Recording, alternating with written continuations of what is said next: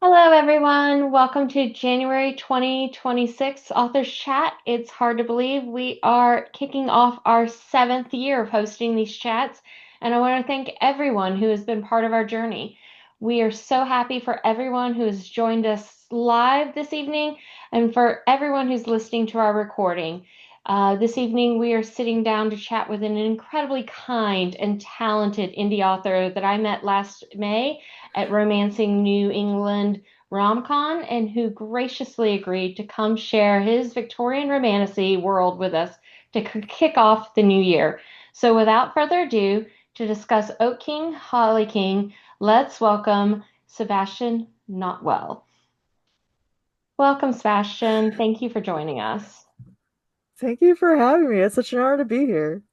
So we are so excited. So I wish we had better weather and more people with power, but I know a lot of people are going to be listening to this recording. So for anyone who's new here this evening, Megan normally is our MC. If you do put things into the chat, she will remind us of it. But we are going to just let you, during our breaks, ask the questions directly to Sebastian instead of having Megan ask them for you. So will just ask that you mute yourself throughout the evening to aid in our recording quality. And if you have questions, hold them until those pauses. Um, with that, let's get things started. Sebastian, we always like to kick things off with some icebreaker questions. These are just fun things to warm up as we wait to see if people are going to join us still and get things settled before we start talking about the meat and potatoes, about the book, Oak King, Holly King. And with that, I'm going to hand it over to you, Trisha, for the first question. Okay. If you had to pick a favorite main character from any romance series to be your book boyfriend or girlfriend, who would you choose? Oh, oh man. I feel bad breaking up any of the canon couples because they feel like they're so well suited for each other. That said, I feel like me and Mr. Bingley could get on like a house fire. So we ask all of our visiting authors this after the topic came up in one of our first guest books. Do you have a chocolate drawer? A chocolate drawer. No, but I'm gonna have to start. That's an incredible idea. I know. One of our first authors in her book, the main character kept a hidden chocolate drawer, which was inspired by their chocolate drawer, and we thought it was a fabulous idea too. Amazing.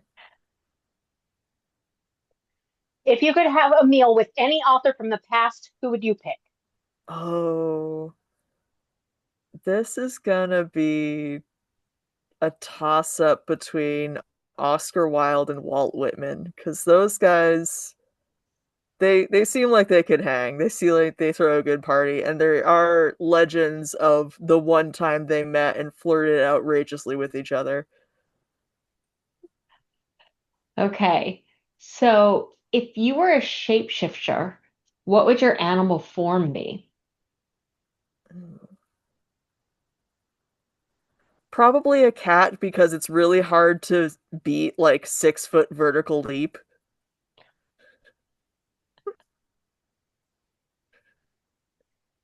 If you had to be trapped in a house with five other authors, a hostage writer's retreat of sorts, who would you want to be trapped with? Oh jeez. I feel like it would be cheating to say my like actual writer's group. It's okay to But say them though, if that's who you would like to be in a I hostage was gonna situation say, with. all right, in that case, it's gonna be Luna Day, Carolina Cruz, R.K. Ashwick, Tess Carletta, and Noah Hawthorne.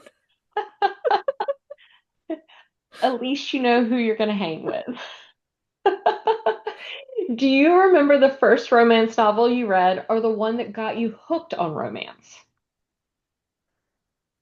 Oh, the first one I read was some terrible Western thing that my grandmother passed on, and I think she lost interest by the second chapter, which is why she gave it to me, because like the rest of the chapters were probably not appropriate. But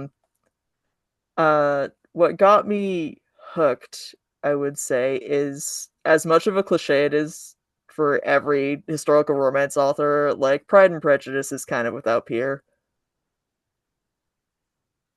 Okay, time to transition to what everyone here came to talk about, the book.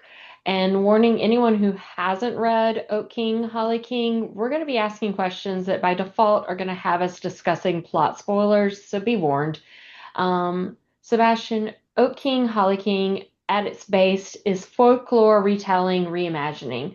What drew you to this particular lore, and did you already know the story of the Oak and Holly Kings, or did this require research on your part? If so, can you talk about your research process? So, the Legend of the Oak King and the Holly King is a very 20th century neo pagan invention. It's very specific to late 20th century Wicca Mm-hmm. and kind of drawing on the earlier work, The Golden Bow, which was an early 20th century attempt to kind of like synthesize world mythology down to like core story concepts. And most of its work, from a folklorist and archaeological perspective, has been thoroughly debunked. It turns out you cannot reduce the entirety of human storytelling and mythology to a few basic tropes. People are a little more varied than that. But as like a blueprint for fantasy world building, it's very fun. And I've always been kind of been drawn to that motif of the sacrificial king, which comes up over and over again. And when it comes to the Oak and Holly King specifically, the first time I read up on that particular myth, I was like, okay, hear me out. What if instead of killing each other, they were kissing each other? And that idea like hit me so immediately. I was like, surely there must be like 1,000 romance novels with this exact plot already. Like someone has done this by now. And I searched and I was like, oh, it turns out no one else had this exact idea. Okay, well, looks like I have to make it. Brendan Schreitz's stories were very complex with multiple layers of twists that occurred throughout the year. Did you find breaking the story into seasons helpful in keeping the pacing of the multiple storylines flowing harmoniously? Or was it a byproduct of having your characters' actions control the changing of the seasons?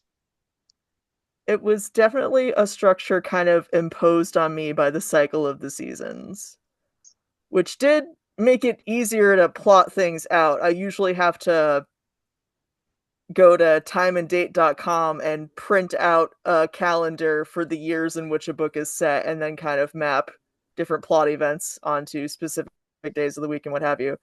But in this case it was in a weird way forcing me to stretch out their timeline because it has to take slightly more than 6 months. I think it's actually like around 9 months because they meet at September 21st, the autumnal equinox. So there was a lot of like, how am I going to fill these 9 months? Because like they can't do anything about their predicament until a pre-established date. And what I ended up filling most of that with was the plot in the mortal realm, and then a lot more cozy fantasy, which I think was the biggest surprise for me was how cozy it kind of ended up as a result. As an aside, as someone who catches not specific date issues, but like calendar day issues, I appreciate that you print out a calendar and follow that when you write. Like, wait, Thank it's you. been 2 days, but it's like 4 days different on the calendar. What? My brain catches that. I know a lot of other people don't, but my brain goes, It was also very helpful just to keep track of like what the weather would be doing in a given scene. So I'm not having them have like a full moon 3 weeks in a row. That's a good point. So, speaking of plot twists, there are multiple layers of twists that occur in the story, starting from the very first, when Strike is named Oak King. Then Ren becomes like Holly King. Their crafty solution to change the seasons. Who stole Ren's manuscripts? The murder of Felix. The introduction of Daniel Dursk. Did you know all of these twists when you started writing the book, or did some of them reveal themselves to you as the story progressed? I knew, I want to say, like, all of the twists before I went in, which is unusual for me, but I think it kind of springs from my writing method is very focused around like specific high intensity emotional moments that I want to get across to the reader. And then after that, it's just kind of building up enough book around that to make those emotions make sense and hit hard. So it was less, This one's, go ahead. oh no, sorry. It was less like what these moments would be and more just like figuring out where in that 9 month timeline they would best fit. Okay. No, that makes sense. So, kind of tied to that, do you consider yourself generally to be a pantser or a plotter? And how do you keep all the loose threads straight when you're writing such complex worlds with so many side characters and storylines? I think I started as more of a pantser. My first book, Mr. Warren's Profession, was very much minimal outline, just go and whatever happens in a scene is what needs to happen to keep my attention. So it's just kind of zipping from development to development very rapidly. But since then, I've been much more of a plotter with a fairly intense outline of those high emotion moments and then just kind of quilting between them. I like that metaphor, quilting. That makes so Yeah. much sense thinking about it that way. So, several of us are reading the second book in the series, Tales from Blackthorn Briar. Do you mind telling us a little bit about how it came about? We're curious if it was a case of characters who wouldn't stop talking to you, or if it was a happy accident of too many good scenes left on the editor's floor that wouldn't fit in the original book. At what point did you know you were had this second book? Before I had published the first one, I knew I had the second one. Honestly, Mr. Grigsby is the reason it happened because he doesn't have a point of view in O King Holly King, and he ends the novel without ever really understanding what the hell happened. So, from his perspective, it's a terrifying year because almost everyone he knows is either missing or dead by the end of it, and he has no idea why any of it happened. From his perspective, it's completely random. So, I wanted to have, at the very least, like an epilogue for him where he got clued into some of it and knew that at least two of the people he cared about were okay, and perhaps got a little bit of a happy ending of his own after, 60 plus years as a very lonely bachelor.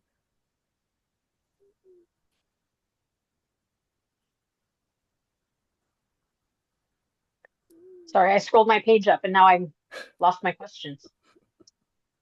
There it is. You did so much world building to create your Fey world for this book. Would you ever consider revisiting it to write more about the ongoings of the characters in the other courts? Absolutely. There are some in the works about other courts and some sequels more directly involving characters from O King Holly King as well. There's Tales from Blackthorn Briar aside, there are two more short stories as newsletter freebies. There's, I want to say, three or four more on my Patreon. I just wrapped up another novella from Mr. Grigsby's perspective.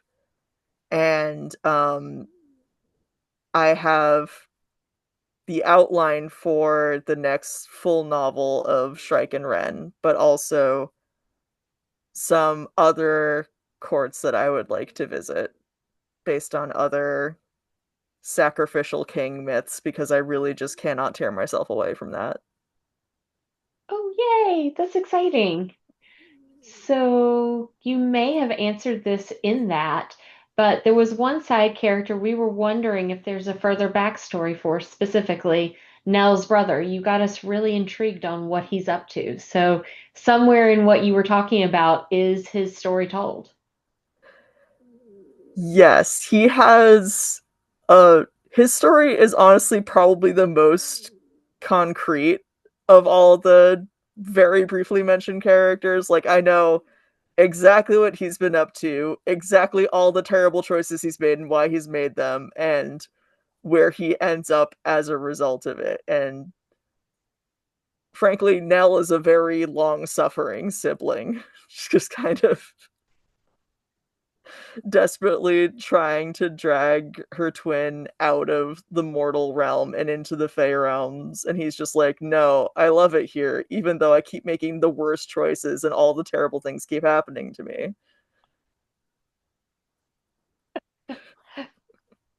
Okay. And we'll let you leave it at that. So this is probably a good place to stop and see if there's any questions out there that people want to ask about the book before we start talking about things more broadly. All right, Jess, go ahead. Okay, so I want to know about the Queen. I immediately picked up the second book because I was like, what happened? There's no way she's going to let them get away with this. Like, it's like too peaceful. Like, tell me more about like your thought process around like, I mean, Strike and Mr. Butcher, I mean, he pretty much lived the entire time away from her and was like, I don't want anything to do with your kingdom. And she didn't really force that. I was surprised that there wasn't more tension around like her forcing her will on these kings per se. So I would love to hear your thoughts on like kind of how they got away with it. Without spoiling too much, that is the bulk of the plot for the next novel of Shrike and Wren, is the consequences of their actions. So you're telling me I have to read another book. I'm so sorry. Yes, you do. That's okay. I definitely jumped straight in because I was like, oh, maybe this next book is going to tell me, and it didn't. I was also curious about spice because the first book, the O King, Holly King, I'd say was like medium to low level spice, but then you immediately get all the spice in book two. Was there like a purposeful like way that you wanted to like introduce people to that world without spice, but then like, give us all of the all that energy in the next book right off the bat? It's very much predicated around Ren's kind of journey unrepressing himself. Because from the very start, he is internally a freak, but he's a Victorian in the 1840s, and he can't really express that. We are no longer in the Regency and Georgian period of excess. We are Victorians, and they're starting to tamp down on this. They're starting to move in a more rigid, restrained form of life. And so, him going to the Fey Realms, I think a good modern analog would be like going to your first Pride parade when you haven't even been able to come out with yourself. Like maybe you're showing up as an ally and you're just kind of like testing the waters. And so as he goes more and more and finds that there is a place for him here and it is safe for him to let that side of himself be free, he gets to indulge in that more and more. And by the time he and Shrike are kings of their own realm, he's like, okay, all bets are off. I can finally do what I've been wanting to do for like 20 years. So he's just kind of rapid fire having as many experiences as possible because he's kind of done with holding himself back in that way. And their solstice ritual in front of everyone was kind of like him shedding the last of that. I also want to say that I appreciate how much Strike, I keep saying that wrong, really checked in with him and like wanting to like make sure, are you okay with this along the way? There was like lots of consent and checking in through all of the different stories that came up, whether it was with the the feast or Mammon feast or the I'm saying pronouncing everything wrong or the the other character the connection with the guy that deals with the horses. um I feel like it was really nice to see them checking in with each other.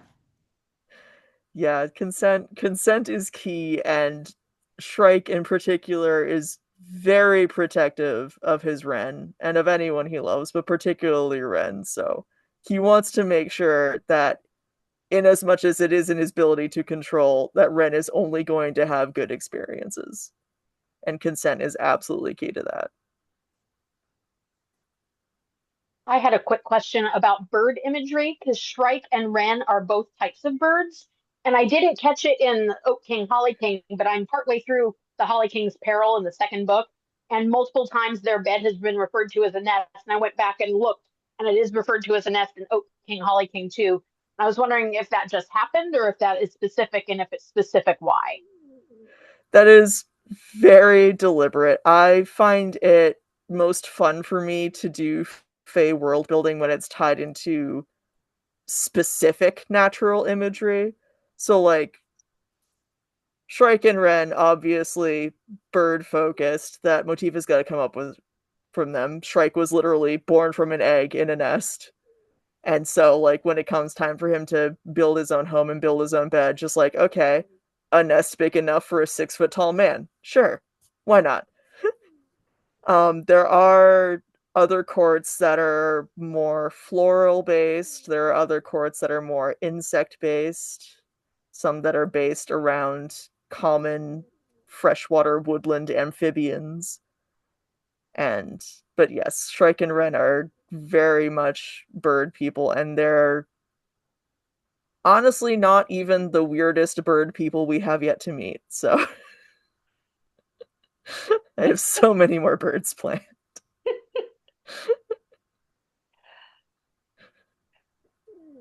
So, if you had a court in your Fey world that you could like exist in, which one would you choose?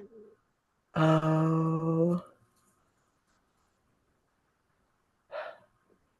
I feel like I would probably just pull a Shrike and be like, I'm not affiliated with any court. I'm just living under a hollow log with some toadstools.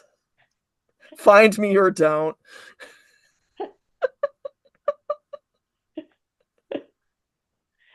I'm a quest giver. You encounter me precisely once and you think about it for the rest of your life. So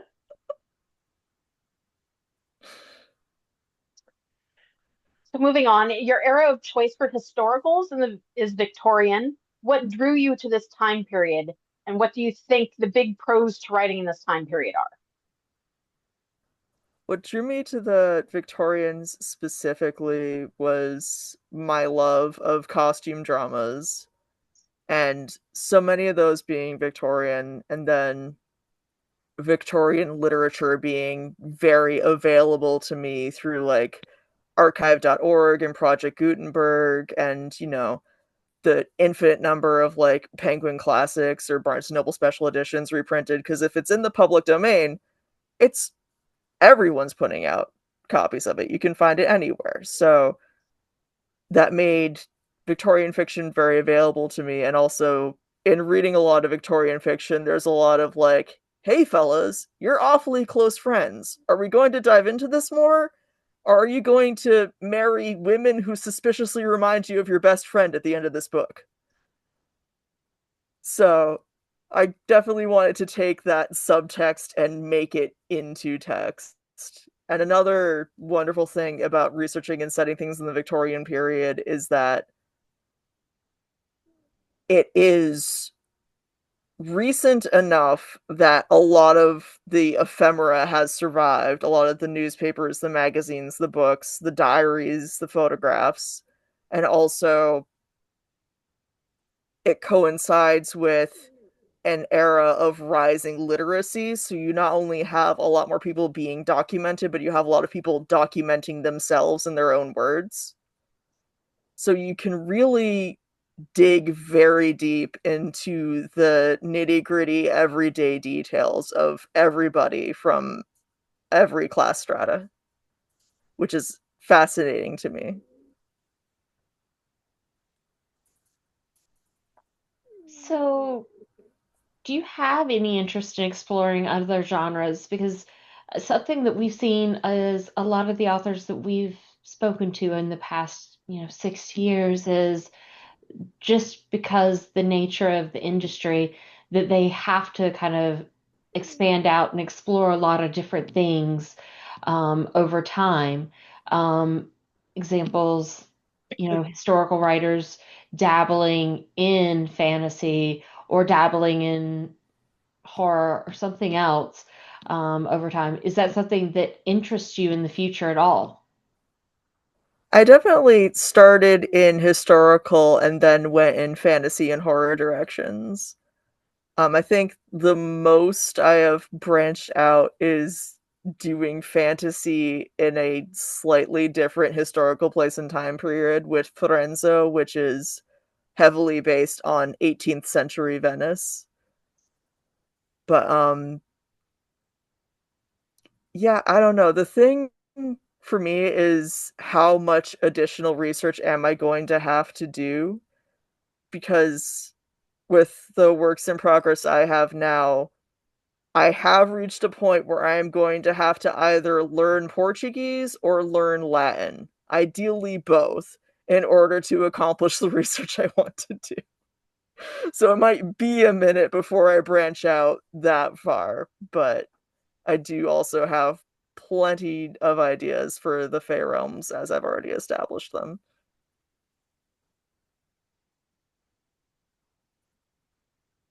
Um, how do you feel about tropes? Are there ones that you love? Are there ones you would avoid at all costs? I love hurt comfort. It is my absolute favorite top tier trope, and it is very difficult for me to get interested in writing a story until I figure out what the hurt comfort bit's gonna be.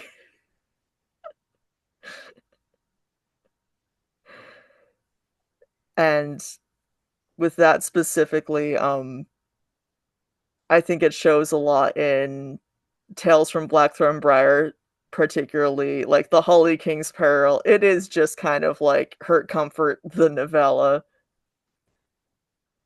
which I think makes up for there being, compared to my other books, relatively few Hurt Comfort scenes in O King Holly King. Kind of like there were relatively few spice scenes in O King Holly King because Ren was still just kind of figuring out how he fit into this, whereas it kind of explodes in Tales from Blackthorn Briar. The one So, trope I oh, go ahead. Sorry. oh um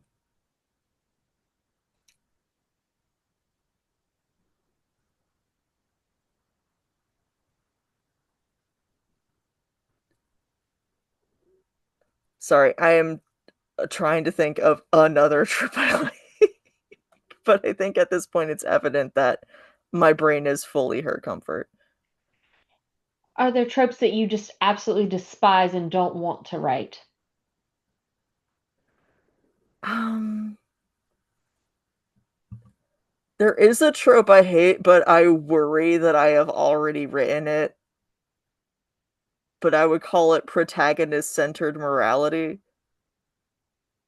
which is like what the heroes do is good and correct because they're the heroes and not because it's like a morally good vantage point. And like you can have a villain protagonist and it's very fun to have a villain protagonist, but there are certain like shows and movies I've taken in where it's very apparent that like no one on the writing end of things has noticed or cared that actually the villain has a really good point and we should maybe be listening to them about this because the hero's solution is going to make things worse for everyone.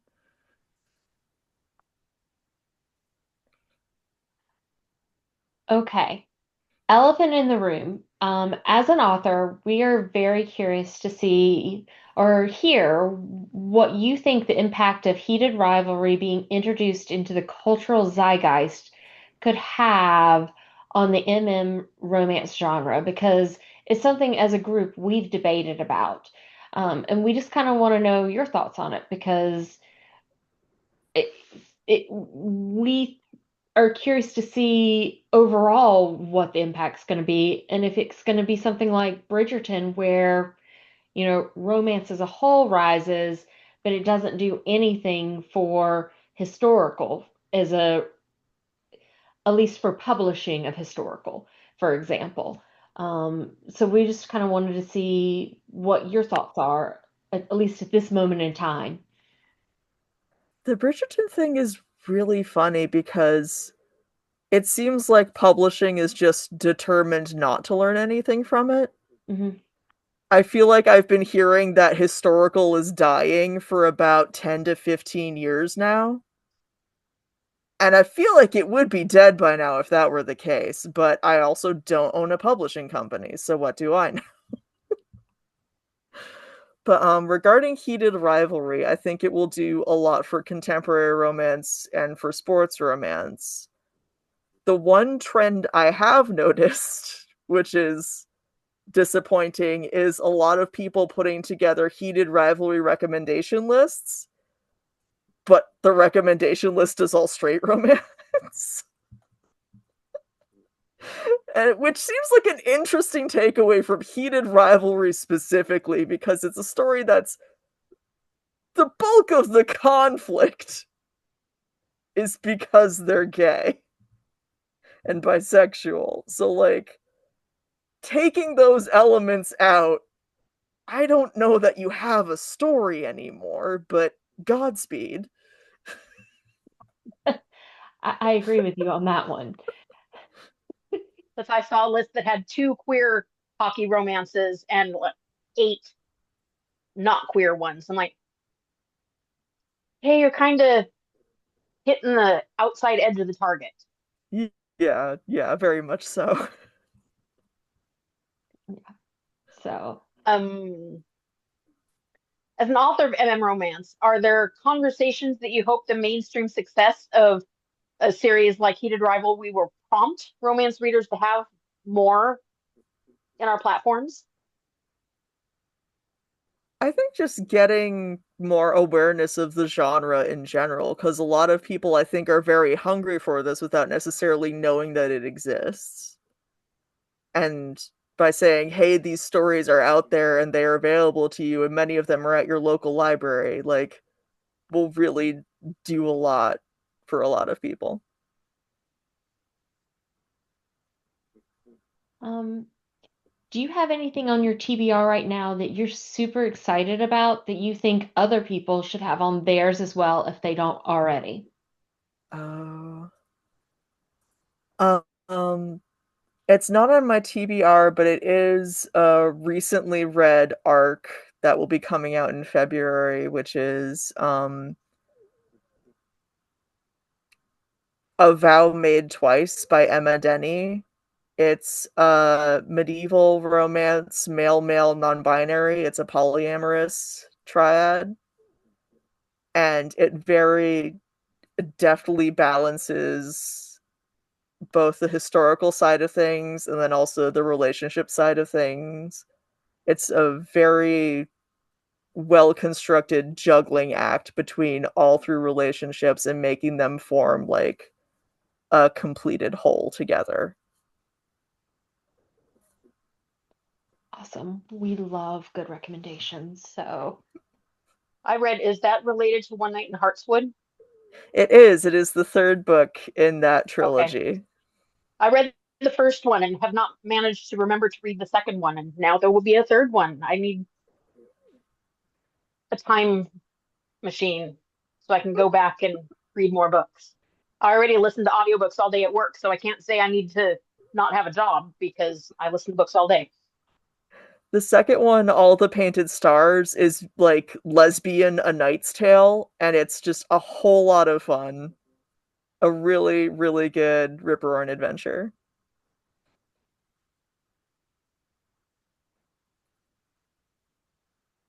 Okay, so this is your chance for really just shameless self-promotion here because we want to know what you're up to in 2026 that your readers and your fans should know about it, be it works in progress, upcoming appearances, etc. What do you just want to completely let everyone know that you're up to about for the rest of the year? Absolutely. Well, for Valentine's Day, I will be at Forget Me Not Fables bookshop in North Providence, Rhode Island on February 13th from 4 to 7. We'll be doing romance novel speed dating, which is me, A. A. De Silva, M. A. Guglielmo, Stephanie K, Muriel Martinelli, Elizabeth Scarpness, and E. L. Wall will all be at our tables with our novels, and readers will have a few minutes with each of us for a speed date of the book. And if they like it, they get to take it to the register and take it home. And they don't have to pick just one, they can pick all of them. Oh, that sounds fun. And as for works in progress, all of the Fae novels I mentioned, and some ongoing first drafts on my Patreon include the first chapter of the next O King Holly King novel is up there. The novella featuring Mr. Grigsby is up there. Some short stories of what Shrike and Wren get up to when they're drunk are up there. And a complete retelling of my first historical romance, Mr. Warren's Profession, but in a solar punk fantasy setting. That's fun. Yeah. Okay. So before we wrap up the evening, we've got one more section of questions called rapid fire that we do to wrap things up. But this is the last chance for everyone. If you've got questions to ask them, Jess, you're raising your hand, so go for it. Yes, I want to talk about Daniel Durst and Suki because I really appreciated that you revisited them at the very end. You haven't gotten to it, Donna, yet, but you'll get there Oh at the very no. end of the tales of Blackthorn Briar because I wanted to know what happened to them. But I also just appreciated kind of like at the end of O King Holly King, like seeing them off and like just getting like a peek of their story. So could you talk a little bit more about like kind of what inspired that story?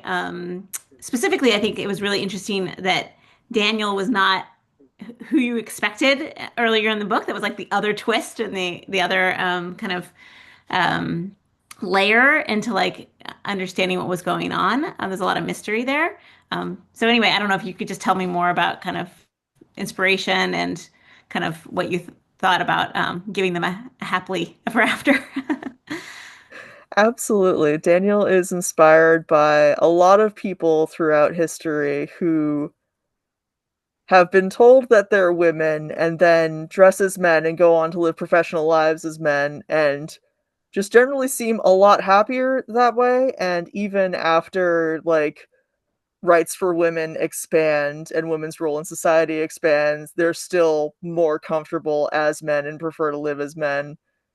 And I wanted to make that possible for Daniel and also kind of point out Ren's own flaws because he's very focused on his own suffering throughout the book. Whereas if he had just looked like not even outside of his own immediate circle, like Daniel was so close to him this whole time and he could have done anything. But it's really only through visiting the Fey realms and kind of having his brain kind of expanded to those possibilities that he's able to, at the end of the book, see Daniel for who he is and be like, oh, okay, what can I do to help now? Which isn't as much as I would have liked to have done, but I can at least make this part seamless for you. And was there a bit of a mystery as to why they were there in Canada too, which is going to be answered later? Or I feel like they weren't there just to check in on them, were they? They were just there to check in on them. Okay, I wasn't sure Ren because feels very guilty about they went not away for doing periods of more. time, and I was like, "Is there another mystery coming?" I wanted to know No, if there was anything it else. is legit just to check up on Daniel and Suki because Ren has been like kind of low-key freaking out about how he left things in the mortal realm. Like it was very easy for him to say, I'm abandoning it forever, I don't care anymore, what did it ever do for me? And then he gets to the Fair Realms and he's like, oh man, Mr. Grigsby's gonna be having the worst week of his life. I don't even know if Daniel and Suki made it across the Atlantic. Like, I gotta do something, man. I'll check on the three people I like. Yeah, exactly, exactly. And they were able to travel there magically, I assume. Oh yes, yeah, Yeah, yeah. I was like, In the that made it blink a of lot an easier. eye. Yeah. Very, very poorly faking their Atlantic crossing. Like, yeah, we know what a puffin is. We saw like 3 of them. We saw a regular amount of puffins on the ocean, which we sailed on. In a Luckily, no boat. iron in that crossing. I have Yes. one more question. What was the hardest scene to write and why? Oh, the hardest one was probably the kind of nightmare that Ren endures when he discovers his manuscripts are missing. Because I feel like a lot of creatives can relate to that moment, and for me, it very much hit home for like hiding my romance novel career for so long, and also like knowing that not every group is open to these kind of books and just kind of that moment of being kind of flayed open creatively and not yet understanding what the consequences might be. And also having the work literally taken from him because, like, he doesn't have a USB drive, he doesn't have a floppy disk, he doesn't have like a mimeograph, even a copy machine. Like, those are the only copies of his entire body of work, and they're just gone. And for all he knows, they've been burned and he'll never get them back. So that was a really tough space to put myself in emotionally, but like very true to life in a lot of ways.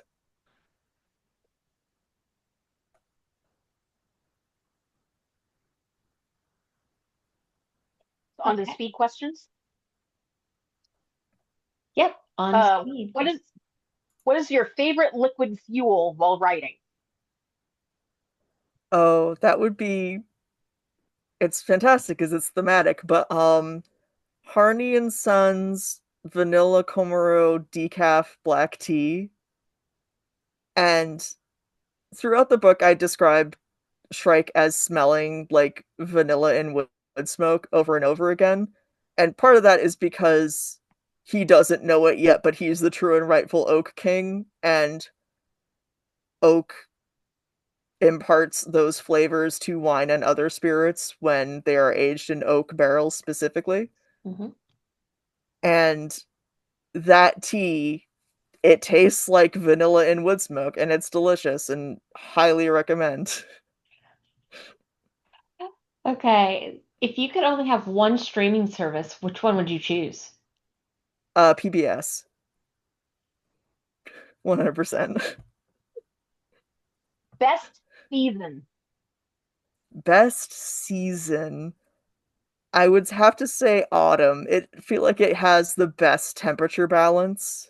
And also I'm lucky enough to live in New England and the foliage is insane. Are you an early bird or a night owl?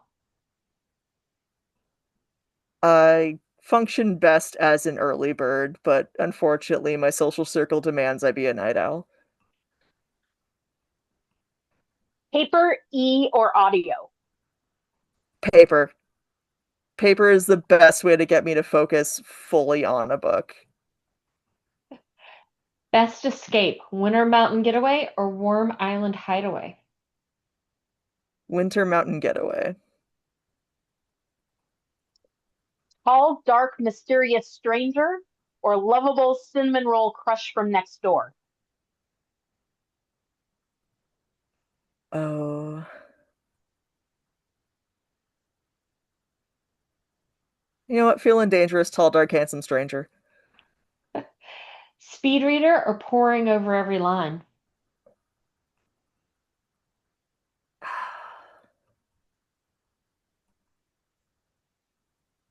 Probably poring over every line. If I'm to the point where I'm speed reading to get through it, it's probably just not a book for me. And with that, you survived rapid fire and the author's chat, Sebastian. Excellent. So thank you again, Thank you so everyone. much for having me. This is a lot of fun. Well, I'm glad. It's been so much fun chatting with you tonight and spending January reading Oak King, Holly King. Um, Thank you for coming and thank you for gracing us with your time. We really appreciate it. Absolutely. So, a couple announcements before we close out tonight. Our February book is Neo. I'm not, I'm tongue-tied right now. Name a Simone?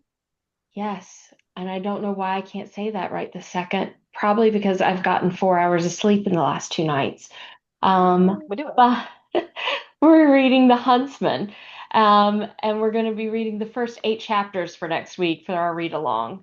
And she's going to be joining us on February 23rd. So mark your calendars now. Our full schedule for the month and tonight's recording are going to be posted before the end of the week. So thanks, everyone, and good night. Good night. Thank you. Night. Thank you. Bye.